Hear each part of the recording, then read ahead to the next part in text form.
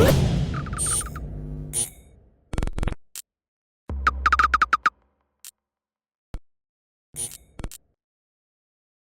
is Andy Purewal for Boxing Social in association with Betfred, and I'm joined by Robbie Davies Jr. over Zoom. Robbie, how are you? How's life? I'm good, thanks. And life's good. It's good to hear, mate. Obviously, difficult times for everybody, so I'm glad that you're in good spirits. Obviously, getting ready to return to the ring next week. I imagine this has been a really frustrating period for yourself, Robbie. You haven't had the chance to fight since kind of the pandemic really hit home back in March and when lockdowns began. Just kind of talk me through this past year for yourself.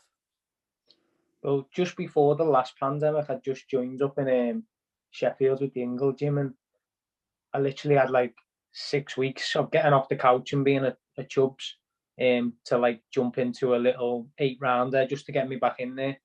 But I hadn't really learned nothing in them 6, 7 weeks that I'd been with the Ingle gym at them points. It was just literally get me as fit as we can and get the weight off me and get in the ring and just see what let Dom and the team see our work and try a few new little things what we learned in like the last couple of weeks. But in the meantime, we've literally I've stayed in the gym near enough the whole year because I've obviously thought I was fighting a lot sooner than this.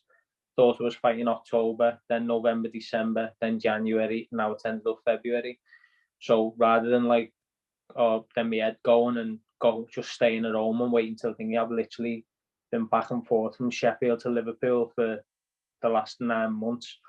But I know it's not ideal, but alongside with that, I've learned so much with Dom and that, and training around all the lads that have been training around who fighting for the likes of world titles, British, Commonwealth, Europeans. They're all in title contention, so we've all been bouncing off each other, and it's been good for me to just to get my head back on it and get me ready to go. I know it's would have been frustrating for you with regards to the timing of your first bout throughout this entire pandemic. You mentioned obviously you was hoping to get out October, November, December, and what have you. With this fight next week for yourself now, Robbie, do you feel a pressure to effectively try and steal the show or to put on a very impressive display just to ensure that you do get another opportunity relatively quickly so that you effectively take it out of Eddie's hands and just say, right, I've just impressed you like this, get me back onto the next show as quickly as possible? Yeah, I am ready to go. Honestly, like I am ready to go. Like I've always had like little faults with myself or something's been in the back of my mind that hasn't made me feel as confident as I am right now. Like I keep saying, like me coach and me manager are just like, listen, just calm down. We know, we know. I'm just like, listen, I'm ready to go now, anytime. And literally, I showed up at the gym like about 10 days ago, and Dom rang me because I just got to Sheffield that morning. Dom went, "Have you what's your weight like?" I was like, "Obviously, it's good. I'm always on it." And he was like, "Sam, get round the gym. You've got an official check weigh-in." I was like, "What?" And he was like, "Yeah, you've got a title fight. It's been sorted." And I was like, no problem. Didn't even ask who, didn't ask when, didn't ask nothing. I just said, sound, I'll be round in a minute. Went round, my weight was bang on. And then Dom just filled me in on like, me and Neil have got your opponents. We've spoke to Matchroom and that. Because they just know the mentality I had. I was just ready for anyone. So secondly, he told me the opponent, told me it wasn't so much for the belt. He said it was more for the ranking, get myself back in the governing bodies. And I was just like, yeah, no problem. Let's go. I mean, I know ideally, Robbie, you'd have had maybe a bit more time to prepare, maybe a bit more time just to kind of study the man who you're stepping in with next week. But is that just kind of a sign of the times you had this opportunity, you just had to take it and get in there? No, it was just like I'm saying, I'm just ready to go. He could have put absolutely anyone in front of me and I'd have took it. Not because of the times or not because of anything. I'm just super confident in my ability, and I just think on coming Saturday night, I'm gonna try and steal the show. I'm gonna try and be a better version of myself, what I've always been. Since you've been working with Dom, you mentioned you had that one fight back in Manchester. How much do you kind of take away from that performance? Just going back to that one, Robbie, before we touch on this coming Saturday, what do you kind of reflect on it in terms of the positives and the negatives? The negatives, it was just like a not even, I have had the spars. Do you know what I mean?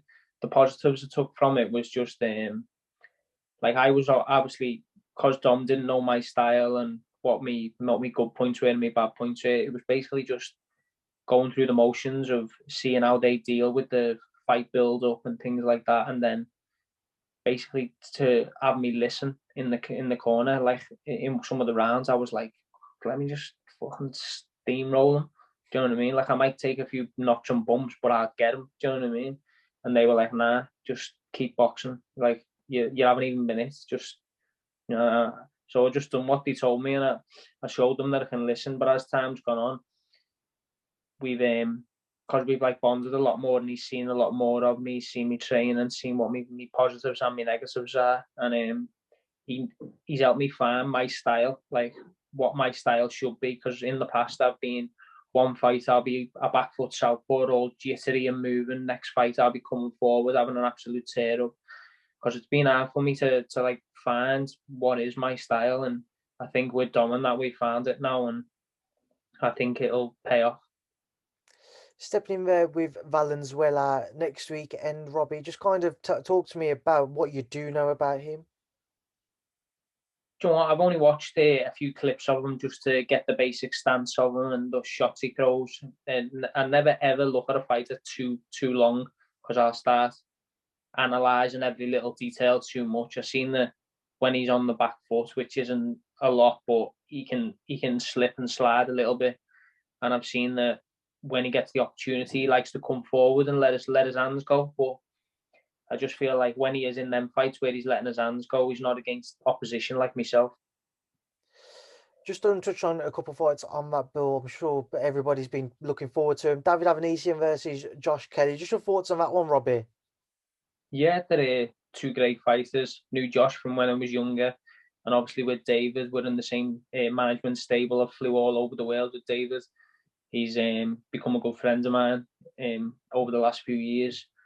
I just think it'll be literally who gets the tactics right on the night, but it'll definitely be a great fight.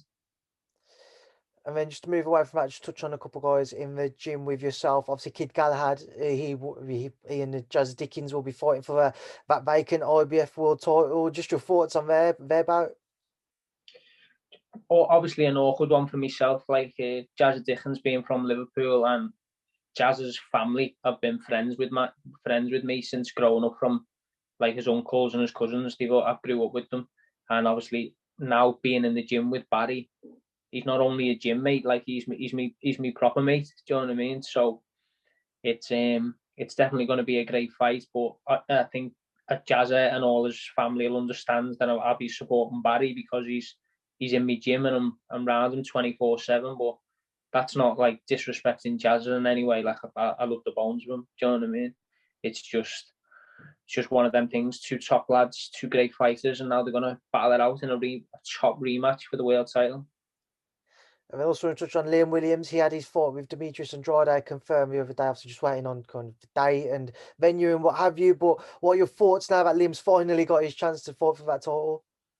Yeah, do you know what I mean? I live with Liam up in Sheffield, like we're in a house together, and he's been wanting this for so long, and for a while he was like, I don't even know what's happening. Is he taking this fight? If he's not, he needs to just vacate and let me get on with it. But now that it's on, like, and I'm not just like saying this because I live with him. He is so confident. Like Liam, like even when you listen to him talk, he is planning to demolish Andrade. Rob, I don't know how And much. not to mention his dog demolished my headphones the other night. So he needs to sort that before he sorts anything else. Robbie, I don't know how much you'd have seen of kind of Demetrius's thoughts on it all on social media, but he certainly seems to kind of have downplayed the bout and with regards to kind of his thoughts on Liam's ability. Just your thoughts on kind of Demetrius's stance that he doesn't seem to quite see Liam as a tough contender. Yeah, Andre's obviously the best word to use is like he's effective, because he's not an orthodox southpaw. He has looping shots. He's quite a big stature for the weight as well.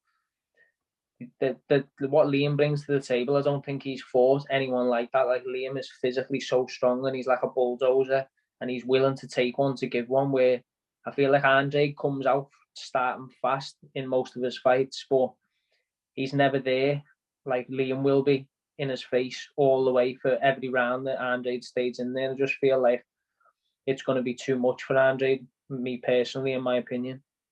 Robbie, I've got to ask before I let you go as well. What is Liam like to live with? Because whenever I speak to him, he's either asleep or he's eating. Do you know what? we that I know he's like the angry man on social media and all that, but he's proper chilled when we live together. Do you know what I mean? He's just like he goes in his room, I go in my room, or we might chill in the living room the odd night and watch a film. Like he's so chilled and he sounds. Do you know what I mean? He's proper one of the lads. Like I just get on with him. Even if we weren't boxers, I'd get on with Liam. Do you know what I mean? He sounds. Right, Robbie, we'll leave it there now. But before I let you go, I want to leave a final word to yourself ahead of your ring return next week. What would you like to say to everybody who will tune in and continue to follow your journey? Yeah, just continue supporting me, and I'm going to be back in the mix before you know it. This Saturday, it's on. Robbie, I appreciate your time, mate. I'll speak to you again soon. Best of luck next week, and thank you, Speak to Boxing Social. Thank you, appreciate it.